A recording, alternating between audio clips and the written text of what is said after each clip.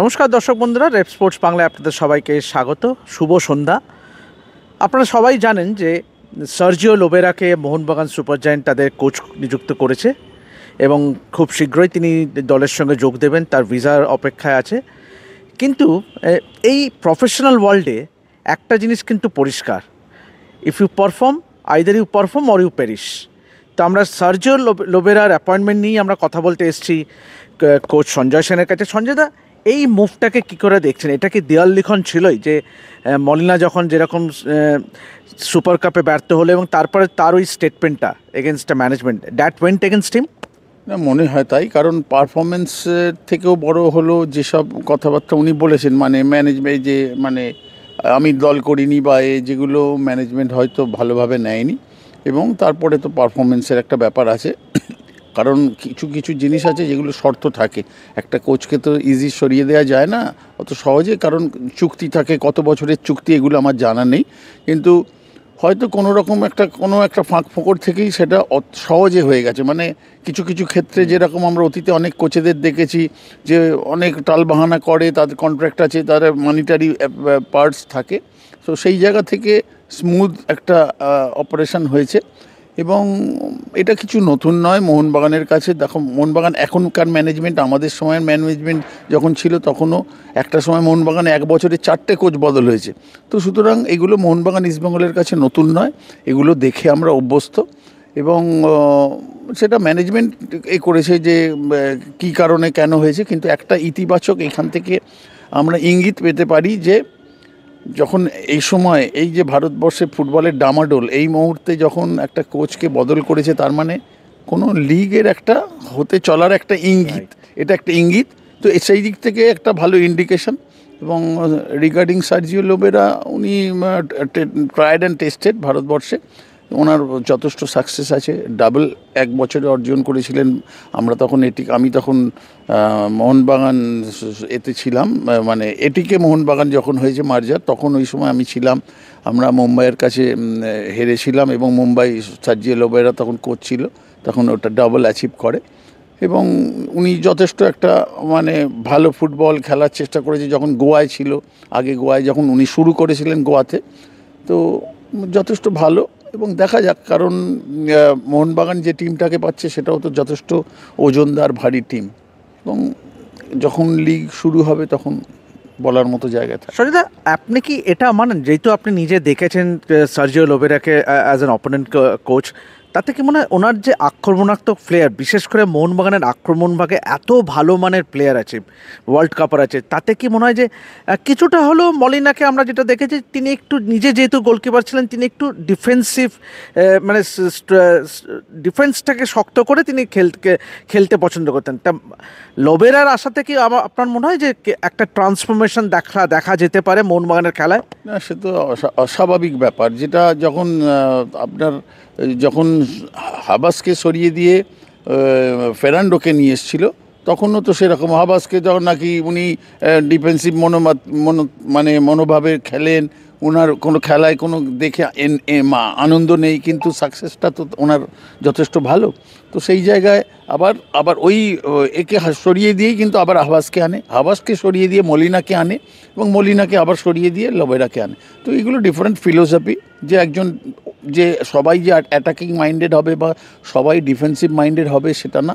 ব্যাপারটা হলো রেজাল্ট তুমি অ্যাটাকিং খেলো, ডিফেন্ডিং খেলো, ইট ডাজেন্ট ম্যাটার। এগুলো কেউ মনে রাখে না, ট্রফিটাকে মনে রাখে।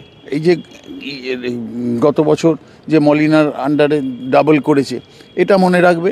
আবার মলিনা কি ডিফেন্সিভ ফুটবল খেলেছে, ডিফেন্সিভ ফুটবল খেলেই তো রক্ষণাত্মক ফুটবল খেলে বা অ্যাট্রাকটিভ ফুটবল না খেলেই তো উনি সাকসেস দিয়েছেন। তাহলে তাকে সরানো হচ্ছে কেন? Ultimately result is the final word. সেইখানে যদি তুমি না রেজাল্ট দিতে পারো, সেখানে আমি আক্রমণাত্মক খেলি, ডিফেন্ডিং খেলি, ডাজেন্ট ম্যাটার, কেউ মনে রাখে না।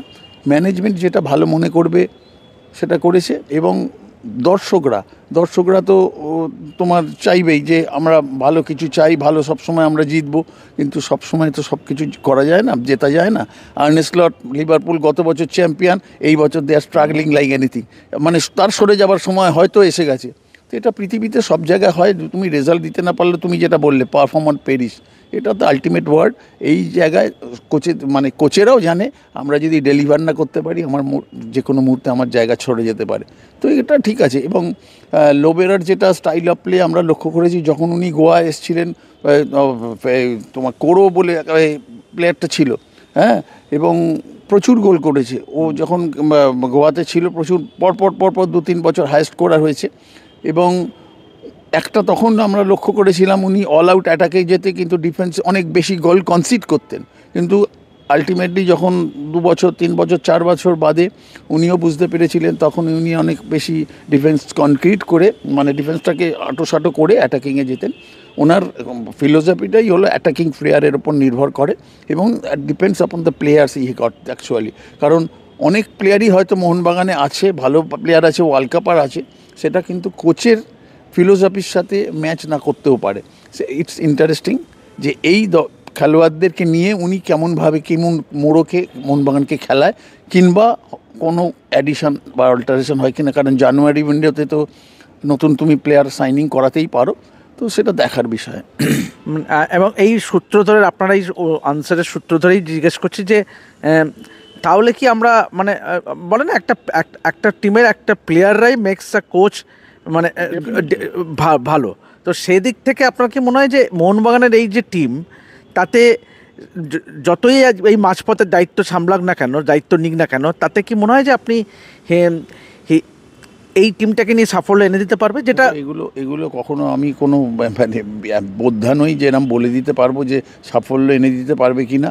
কারণ আমরা অতীতে দেখেছি, এখন পৃথিবীর যদি ওয়ার্ল্ড ফুটবলের নজর, এই যে চ্যাম্পিয়ন্স লিগ হচ্ছে বা ইংলিশ প্রিমিয়ার লিগ হচ্ছে, বা এই যে বার্সেলোনা এত নামি দামি দল নিয়ে 3 গোলে হারছে, তো এইগুলো কখনো বলা যায় না যে কীভাবে ট্রান্সফর্ম হবে কি না হবে। ইট ডিপেন্ডস, এখন দেখার বিষয়। কারণ কোচের সাথে, কারণ সময় কম, কোচের ফিলোসফির সাথে কেমনভাবে অ্যাডাপ্ট করতে পারে সেটাও তো একটা ব্যাপার।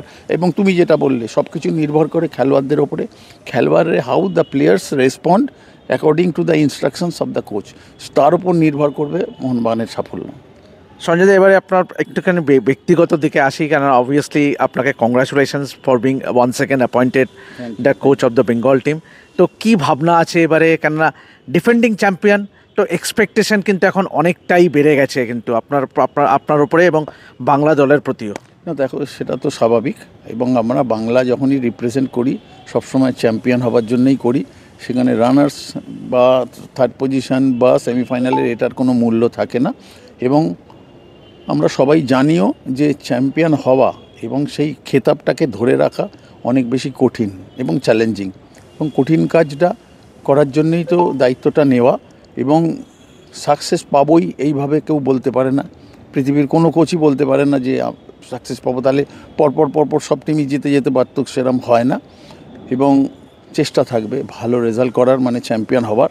এবং তার জন্য অনেক বেশি এই তো সবে আজকে ট্রায়াল শুরু হয়েছে, এখনও বেশ কিছুদিন ট্রায়াল চলবে, কীভাবে কতগুলো কী প্লেয়ার পাই না পাই এবং তাদেরকে কীভাবে তৈরি করি, সেটা সময়ের অপেক্ষা। ইটস টু আর্লি, আজকে সবে শুরু হয়েছে, কিন্তু নিশ্চয়ই ডেফিনেটলি আমাদের লক্ষ্য থাকবে যাতে সেই সাফল্যটাকে ধরে রাখার। আমরাও চাই যে সঞ্জয়দার হাত ধরে আবারও যেন বাংলা দল আবার চ্যাম্পিয়ন হয় সন্তোষ ট্রফিতে। এবং আমরা একটা উন্মাদনা লক্ষ্য করেছিলাম যখন বাংলা দল চ্যাম্পিয়ন হয়েছিল, এবং রাজ্য সরকারের তরফ থেকেও কিন্তু আমরা দেখেছিলাম প্রতিটা প্লেয়ারকে কিন্তু চাকরি দেওয়া হয়েছিল, যেটা এই মডার্ন ডেতে কিন্তু সাম্প্রতিককালে কিন্তু সেরকম দেখা যায়নি। তো আশা করব যে সঞ্জয়দার হাত ধরে আবারও বাংলা দল সাফল্য হবে, এবং সেই সঙ্গে লবেরার হাত ধরে কিন্তু মোহনবাগানের সাফল্যও কিন্তু এক্সপেক্ট করবে মোহনবাগান সমর্থকরা। তো এভাবেই দেখতে থাকুন রেপ স্পোর্টস বাংলা, এবং যাবতীয় ফুটবল এবং ক্রিকেটের খবরের জন্য অবশ্যই লক্ষ্য রাখুন আমাদের চ্যানেলে। আমি দেবাশিস আপাতত সাইন অফ করছি, ধন্যবাদ।